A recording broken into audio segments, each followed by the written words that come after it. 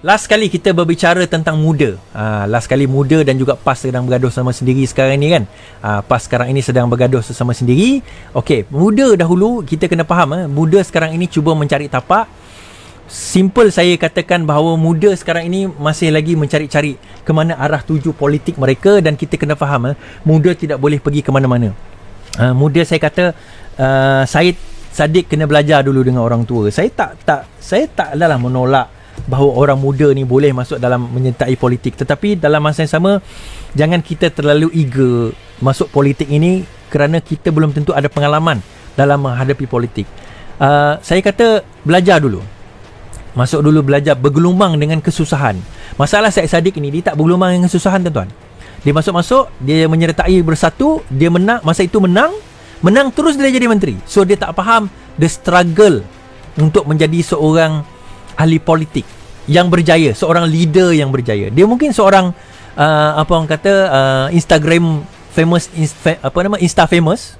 Kalau tengok posting dekat Insta, dia beratus, berpuluh ribu dia punya posting. Mungkin dia boleh capture audience dekat situ. Tetapi dalam masa sama, being famous online tak sama dengan being famous ataupun boleh meneraju negara. It's a different ball game. It's a different ball game. Totally different ball game. Itu kita kena faham.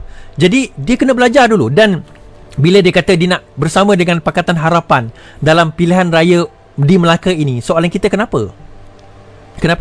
Why? Kau tak bersama dengan kami, kau tak susah bersama dengan kami, kau tak berjuang bersama, walaupun kau tak menyertai Perikatan Nasional, kita faham, you jadi pembangkang bersama dengan pejuang, and then you buat sendiri, kita understand. Tetapi you must remember, dekat Armada Hotel kita bersama dalam lift, lepas meeting you dengan geng-geng pengkhianat tu, kita bersama dalam lift, remember? And you are among yang keluar daripada Pakatan Harapan. And remember, audio terakhir apabila kita nak supaya serah meeting Pakatan Harapan pada masa itu, meeting mesyuarat Presidential Council Pakatan Harapan, kita nak serah jawatan Perdana Menteri kepada Anwar Ibrahim. Remember what you said? Ingat tak? Kalau tak ingat, tuan-tuan boleh pergi ke YouTube saya, cari mesyuarat terakhir Pakatan Harapan. Ada 2 jam dengar apa yang Syed Saddiq sebut dalam mesyuarat tersebut, tentang nada suara dia, perkataan yang digunakan. And now, bila semua dah all dust has settled down, tiba-tiba kau nak datang, kau nak pergi makan makanan kita orang. Sedap kan? Kita yang susah pergi cari bahan masak, kita yang susah nak pergi potong, kita yang susah nak sediakan makanan, kita yang susah nak bentuk apa semua, sampai-sampai je kau nak datang nak makan je. Sedap cerita bang.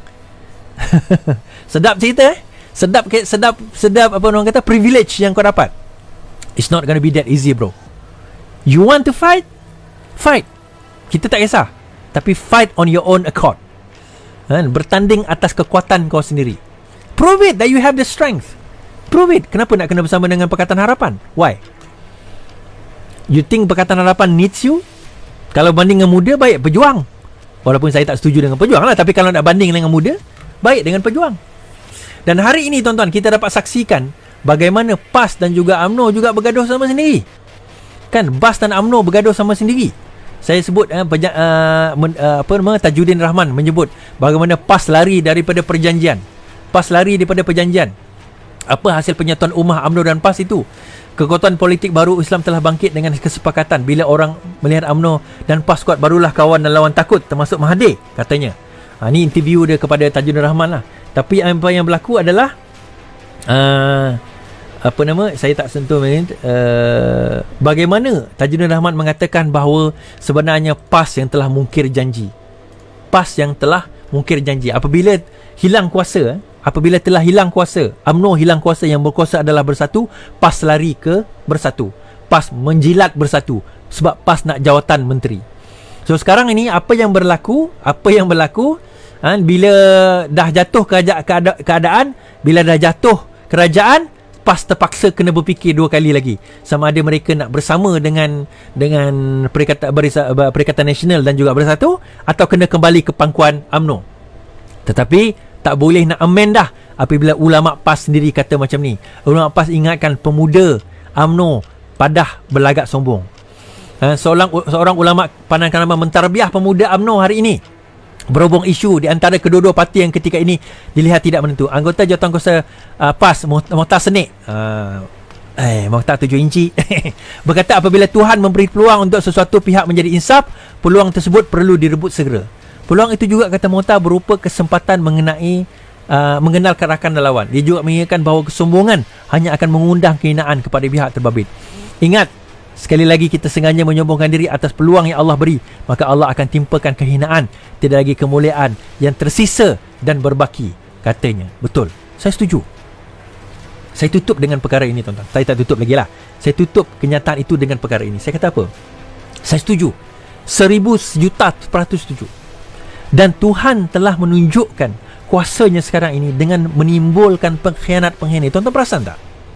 Tuan-tuan perasan tak bagaimana pengkhianat-pengkhianat ini ditimbulkan dan disusahkan? Semalam saya bercerita Zuraida dan Azmin bergaduh dan sekarang ini tengah mencari tapak, termasuk nak masuk balik ke dalam PKR.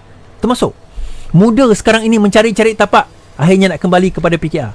Warisan dulu punyalah tak nak bagi kerusi kepada kita, kalah dalam Sabah, sekarang ini pergi ke Semenanjung, dah tak tentu hala. Dua ahli dia keluar daripada warisan menyertai GRS, dah tak tentu hala. Apa jadi kepada pengkhianat-pengkhianat ni, tuan-tuan? Termasuk bukan setakat pengkhianat, orang yang nak menyokong pengkhianat itu, termasuklah PAS, termasuklah UMNO. Bagaimana keadaan mereka sekarang ini, tuan-tuan?